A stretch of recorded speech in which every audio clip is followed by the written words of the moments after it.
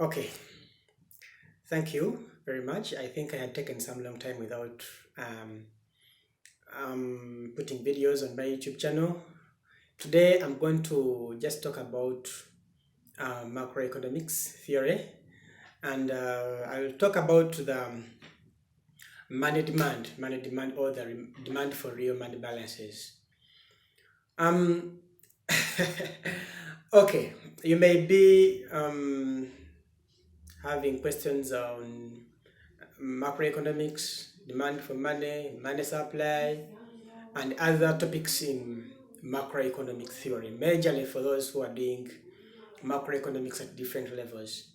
Okay, let me briefly explain the demand for real balances. In macroeconomic theory, there are actually three theories that explains the demand for real money balances. And those three theories are the Keynesian theory of money demand, and then the Bomo-Tobin's theory of cash management, and then we have the regressive expectations model and the portfolio balance theory. Those three theories were explained by different economists that explained the demand for real money balances. Now, if you can start with the Keynesian theory of money demand, or the Keynesian theory of demand for real balances. Now, Keynesian theory of money demand explains the reasons as to why people hold money. Keynesian was explaining the reasons as to why people hold money. There are actually three reasons as to why people hold money. One, it can be the transaction motive.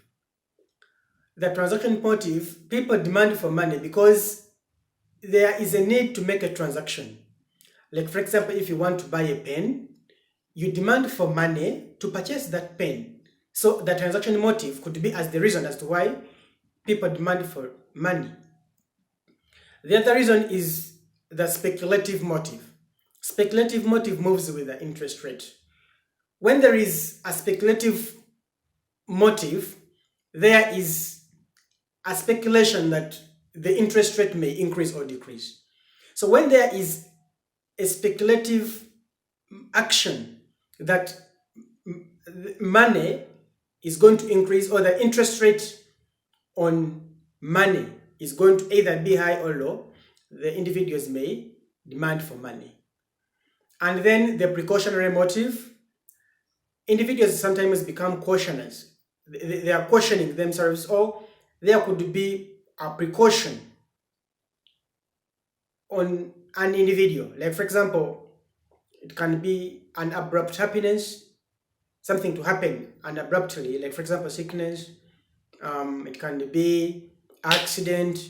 So people demand for money due to three motives: speculative, precautionary, and then transaction.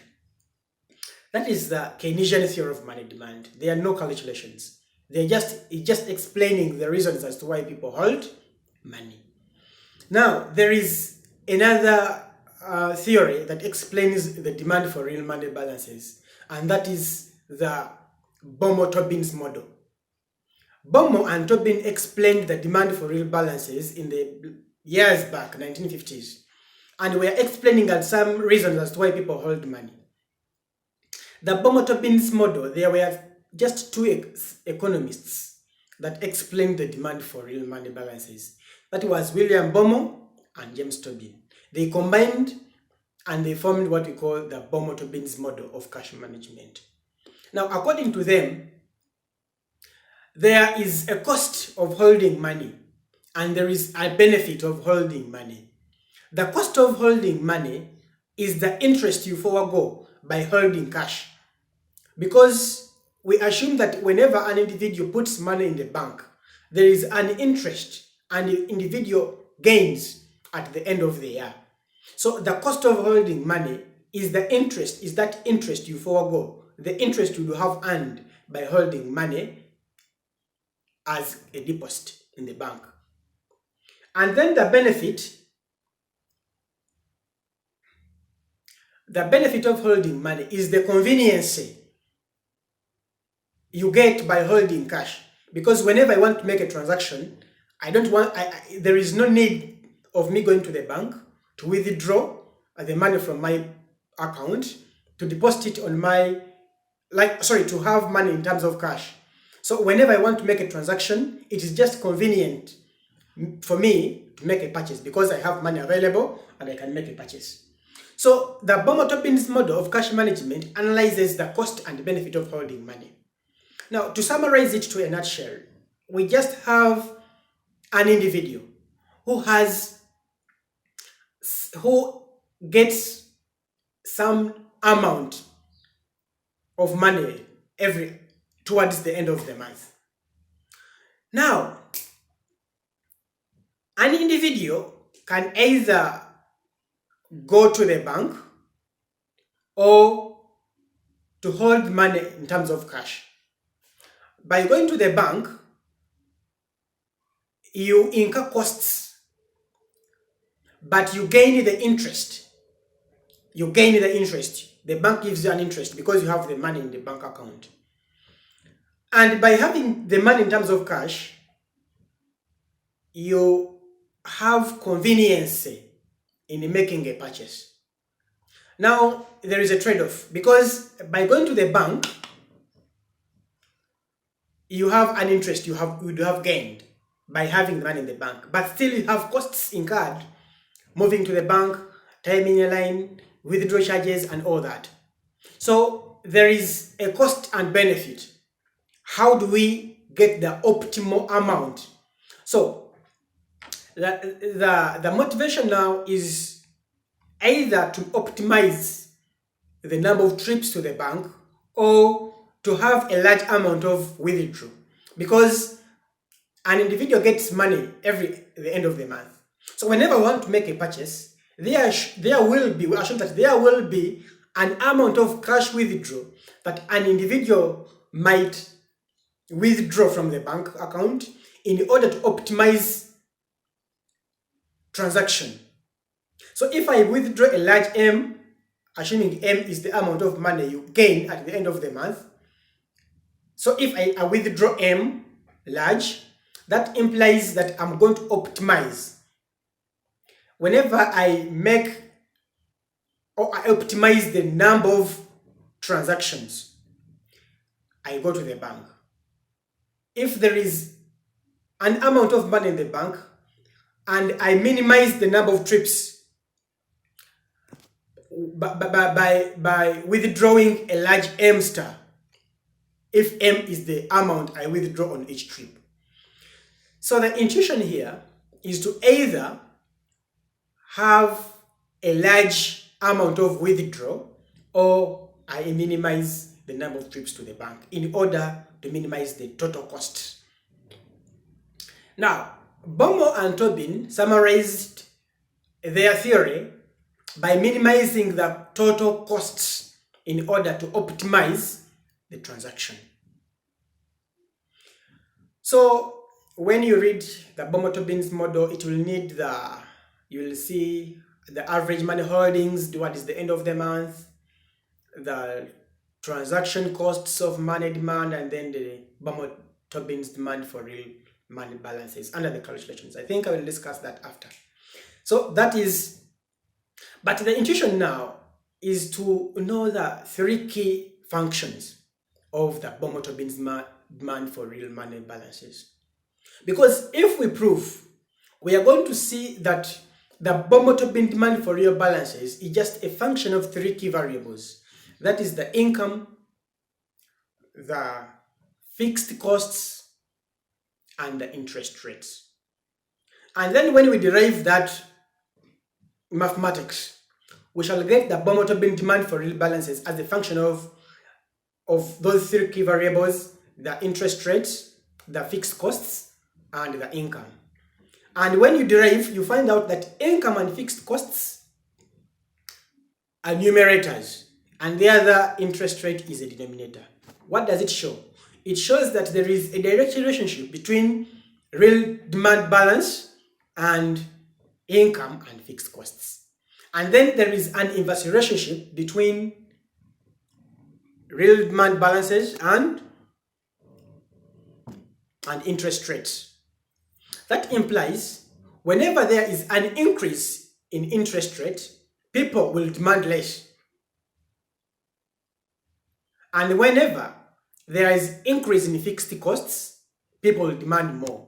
Because when the transport costs are high, individuals will have a large amount, will have a large amount of withdrawal. So in summary, that is the Bomoto-Beans theory. And because we said that there are three theories that explains the demand for real money balances, the other theory is the regressive expectations model. Now, the regressive expectations model, it analyzes the substitutability between bonds and money. A bond is a tool or a financial instrument that is used to regulate money supply in an economy. It can be a certificate or a paper. It's an instrument that is used to regulate money supply. So whenever there is a lot of money in circulation, the government uses bonds to buy. It buys bonds from the economy. In other words, it's reducing money in circulation. And whenever there is little money in circulation, what the government does, it sells off. Is it right? Whenever there is a lot of money in circulation, the government buys. Whenever there is few, it sells. By selling, it is increasing money in circulation. Now, a bond yield, because we have said that the regressive expectations model analyzes the substitutability between bonds and money. An individual is having a high expectations of the market interest rate. He expects that there will be a stable long-run market interest rate. So in the long run, an individual expects that there will be a stable market interest rate. So whenever the market interest rate goes below or high, the individual expects that it will stabilize in the long run. So the individual's long-run expectations are regressive in nature. Now, we want to derive the demand for real money balances under the regressive expectations model. We start from analyzing the bond yield. The bond yield is just the percentage of the face value of the bond. And that percentage is R, the market interest rate. That market interest rate is just the yield of the bond divided by the price of the bond itself. So from that equation, we can derive the price of the bond. So the price of the bond is just the income or the yield of the bond divided by the market interest rate or the price of the market price of the bond, that is the interest rate. Now, to derive the demand for real balances under regressive expectations model, we have to first determine the potential capital gain of the bond. The potential capital gain is what is expected as the yield on bond minus what is actually have as the price on the bond as a function, as a factor of the price on the bond. So it is the price expected minus the price actually having divided by the PB, the price of the bond. So we express those parameters in terms of the yield of the bond and interest rate. So those functions, when we apply a lot of mathematics, we obtain what we call the potential capital gain, G. Now, after obtaining the potential capital gain, we get the total return on the bond. Total return on a bond E is a function of interest rate and the potential capital gain. But the potential capital gain is a function of the expected interest rate and the interest rate. So after obtaining the the total return on bonds, we obtain the critical market interest rate. The critical interest rate, it is the market interest rate for which the total return on bonds is zero. Remember we said that the total return on bonds is a function of interest rate and potential capital gain. So when we equate that function R and G to zero, we get the critical interest rate, RC. Now, we are determining, because we said that the regressive expectations model determines or evaluates the substitutability between bonds and money. So we want to find out what value will make an individual to have his wealth as money or having his wealth as real money, as bonds, Whenever the critical interest rate, or when R, the interest rate, the market interest rate is greater than RC, we have all bonds as money. All bonds as bonds. When R is less than RC, we have all wealth as real money balances. And there is a condition when the two are indifferent. That's when R is equal to RC. That is the regressive expectations model. The other approach is the portfolio balance theory, or the portfolio theory of money demand. Now, we have said that under the Bohm-Tobin theory, money is used as a medium of exchange.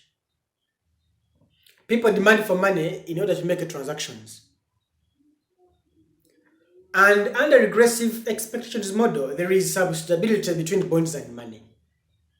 But under portfolio approach, this theory that was developed by James Tobin, it analyzes a scenario where an individual is risk averse. Risk averse individuals are those individuals that fears risks. So it is risky to hold bonds. And again, it is risky to hold money. What does an individual do? An individual diversifies his portfolio by investing in bonds, some proportions of his wealth in bonds, and some proportion of his wealth in money, or real money balances. Now, portfolio approach analyzes money as a store of value. Why? Because you are diversifying your portfolio, you are diversifying your wealth in proportions. You are not substituting.